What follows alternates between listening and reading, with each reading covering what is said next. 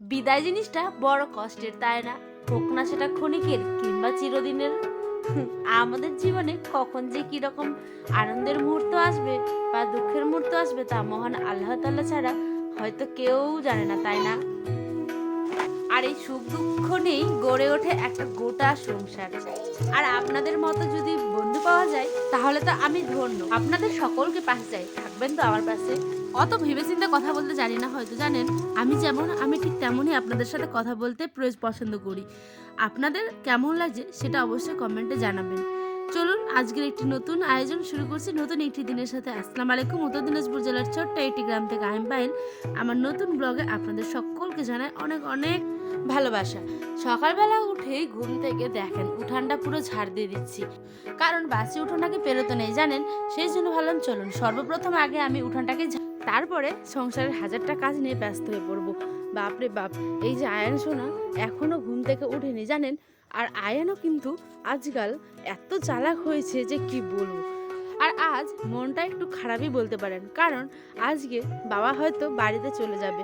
কেন জানেন? বাবা তো একটা কাজ নিয়ে এসেছিল, চিরদিনের জন্য তো আর থাকতে আসেনি।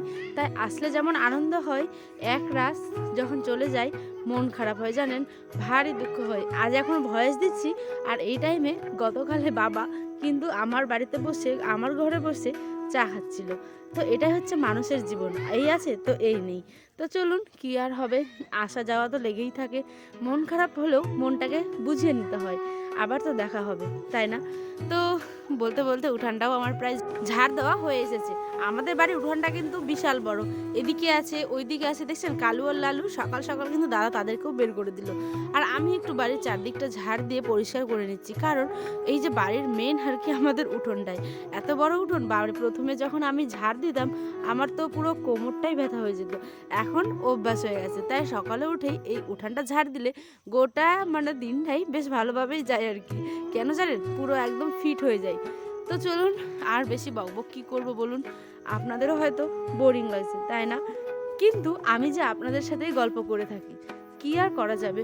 চলুন একটু ধৈর্য সহকারে ব্লগটা দেখবেন, আশা করি শেষের দিকে ভালো লাগবে।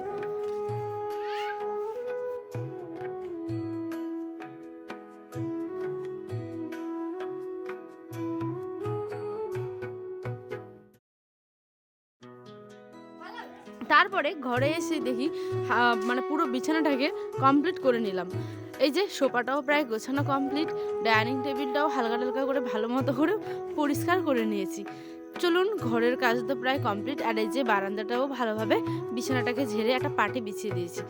ঘরটার মোছামুছি কমপ্লিট। এই যে দেখছেন আমার কুলোটা কিন্তু নতুন ছিল, জানেন? ভেঙে গেছে। কি যে বলবো, ভারী মানে কষ্টও লাগছে আর কি। পয়সা দিয়ে কেনা জিনিস, তাই না? এমনভাবে নষ্ট হয়ে যাবে তা হয়?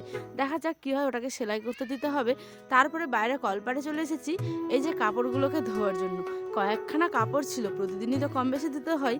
তার মধ্যে আজকে এত তাড়াহুড়ো ছিল যে কি বলবো, যেহেতু বাবা আজকে বাড়ি যাবে সকালবেলা, ওই জন্য স্পিডে তাড়াহুড়ো করে খালি কাপড় কয়েকখানা আয়রনের সোয়েটার ছিল আর একটা কম্বল বেশ ভালোভাবে ধুয়ে নিয়ে এগুলোকে রোদে মেলে দেবো, জানেন? তারপরে লেগে পড়বো রান্নার কাজে। এত তাড়াহুড়ো করছিল বাবা বাড়ি যাওয়ার জন্য, তো কি বলবো। তো চলুন, রান্না বান্না তো করতেই হবে, এটাই তো আমাদের সংসারের প্রধান কাজ বলতে পারেন। তো চলুন বেশি বকবক না করে এই যে আমি এখানে সমস্ত কম্বল কাপড়গুলোকে ধুয়ে দেবো। তারপরে পড়েছি ভারী মুশকিলে, জানেন? বাবা যেতে চেয়েছিল একটু আমাদের এখানে কাছে পিঠে একটু স্ট্যান্ডে, আর আয়নের আব্বা আবার বাইকের চাবি নিয়ে চলে এসেছে। তাই আবার আমাকে মাঠের দিকে গিয়ে সেই চাবিখানাকে নিয়ে আসতে হলো।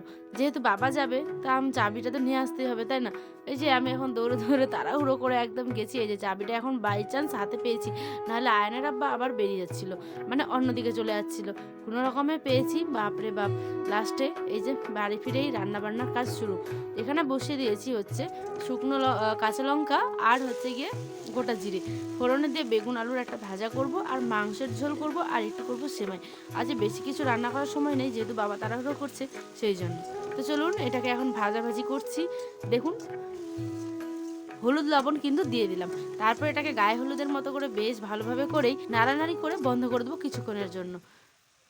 দেখুন, বলতে বলতে প্রায় ভাজাটাও আমার হয়ে এসছে। তারপরে বসিয়ে দিলাম হচ্ছে এখানে মাংসটা। প্রথমে গরম তেলের মধ্যে তেজপাতা দিয়ে কাঁচা পেঁয়াজ একটু ভাজাভাজি করব, জানেন? আরও গোটা মশলা দেওয়া উচিত ফোড়নে, কিন্তু আমার কাছে ছিল না বলে সেটা আমি স্কিপ করে গেছি। তারপরে এখানে হচ্ছে জিরে বাটা, আদা বাটা, রসুন বাটা দিয়ে ভালোভাবে করে নেড়ে নিচ্ছি। আর শুকনো লঙ্কা যেতে ছিল না, তাই গুঁড়ো ছিল, তার জন্য এই গুঁড়োটাকেও দিয়ে দিলাম। জানেন এত সুন্দর হয়েছিল খেতে, বাবা কিন্তু খুব ভালো, মানে বাবার কিন্তু খুব ভালো লেগেছিল। আর এরমভাবে কষা কষা মাংস খেতে বেশ ভালো লাগে, তাই না? আমি তো এখন দেখছি আর জিভে অলরেডি জল চলে আসছে। এই যে দেখেন কি সুন্দর কষানো হয়েছে, তার মধ্যে একটা টমেটো ছিল সেটাকেও দিয়ে দিলাম। তারপরে চিকেনটাকে ভালোভাবে করে ধুয়ে বেশ করে একটু কষা কষা করে লাল লাল ঝাল ঝাল করে নামিয়ে নিব। আর নামানোর আগে একটুখানি গরম মশলা দিয়ে দেবো। জানেন এত স্বাদ হয় কি বলবো। আর আয়ান সোনাও কিন্তু খুব ভারী মজা আনন্দ করে সহকারে খেয়েছে। এই যে দেখছেন, আহা, এর সাথে যদি রুটি বা লুচি হয় না, পুরো জমে যাবে, একদম দারুণ। তো চলুন, রান্নাটা প্রায় কমপ্লিট হয়েই এসছে। তার মধ্যে বসিয়ে দিলাম হচ্ছে কি সেমাই। সেমাইটাকে আগে ঘি দিতে পারতাম, কিন্তু ঘি জানেন দিলাম না, যেহেতু একটু আয়ন খাবে তো সেই জন্য। আর বাবা আবার ঘিটা খুব পছন্দ করে কম, সেই জন্য আমি তেল দিয়েই সেমাইটাকে ভালোভাবে করে ভেজে ওটা কড়াই পরিষ্কার করে আবার তার মধ্যে তেল আর তেজপাতা একটু ভাজা করে দিয়ে দিলাম জল।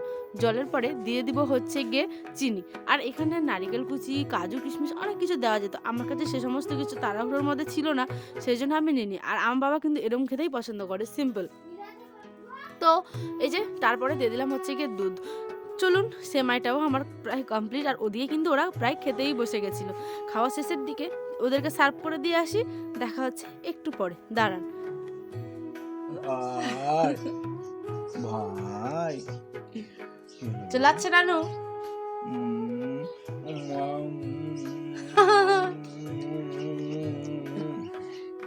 ভাই একটা আপা দে তো ভাই। আবদে দাও তো বেটা, একটা নানুকে একটা আব দাও তো শোনা। আমি চলে যাবো আপদে।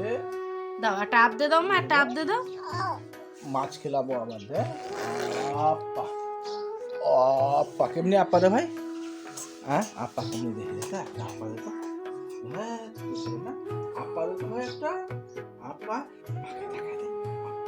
কেমনি আপা রে? ওই এখন খেলা ধরে নিয়েছো, আর দিবে না।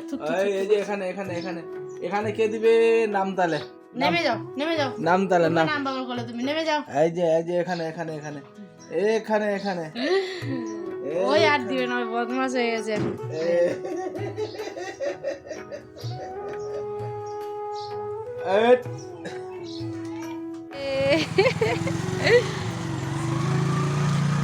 দেখলেন খাওয়া দাওয়া তো প্রায় কমপ্লিট। এবার বাবা কিন্তু বেরিয়ে পড়েছে বাড়ির উদ্দেশ্যে, মানে রওনা হয়ে গেছে। আর যাওয়ার আগে কি ভীষণ মনটা খারাপ ছিল আমার, সত্যি। আমার জানেন যতবার আসে ততবার কত আনন্দ হয়, আর যখন চলে যায় না, কোথাও মনের কোনায় একটা জায়গা হলেও একটু কষ্ট হয়, যদি আরেকটা দিন থেকে যেতে পারতো। ফের আসবো না না।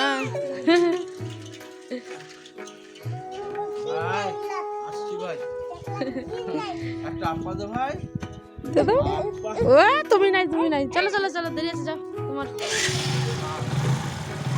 হ্যাঁ পান আসছো, হ্যাঁ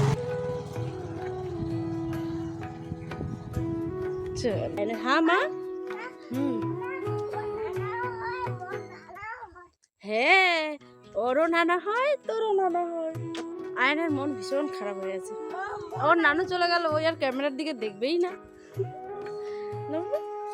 চল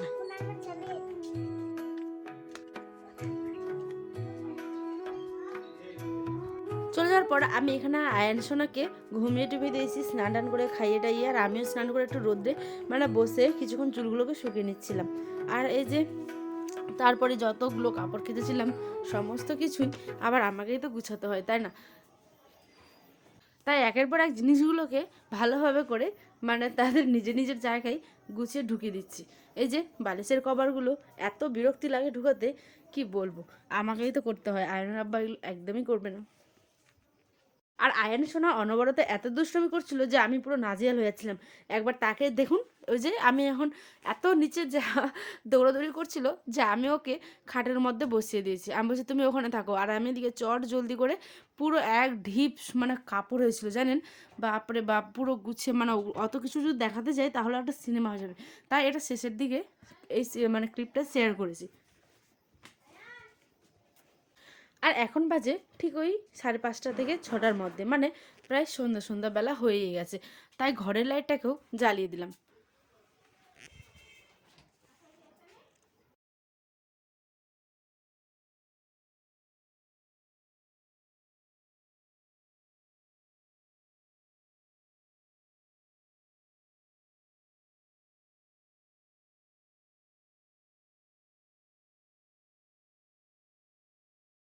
দেখুন গোছানো প্রায় কমপ্লিট, পুরো শেষ হয়ে গেছে। এরপরে ডাইনিং টেবিলটাকেও মুছে টুছে নিয়েছি ভালো মতো করে, আর এই যে বিছানাটাও একদম পরিপাটি করে গুছিয়ে নিয়েছি। বাসন টাসনও কিন্তু ধোয়া কমপ্লিটের দিকেই।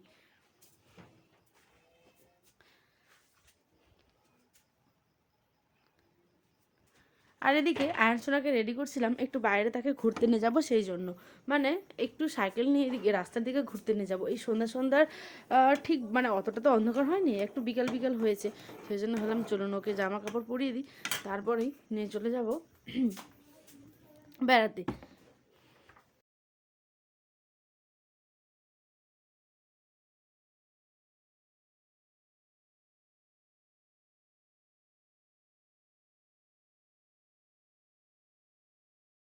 আর ওই একদমই কোনো কাপড়ই পরতে চাইছিল না, এত কান্নাকাটি করছিল যে কি বলবো, বা আপনি দেখেন, আপনারা দেখেন একবার ওর কাণ্ডটা। আর দুটো মোজা দুই রকম হয়ে গেছে, তাড়াহুড়োর সময় পাচ্ছিলাম না বলে যেমন পেয়েছি তেমন পরিয়ে দিয়েছি।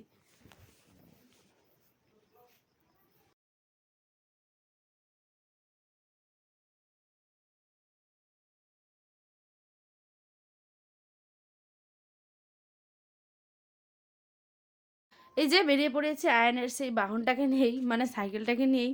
চলুন ওকে একটু ঘুরিয়ে আনা হোক।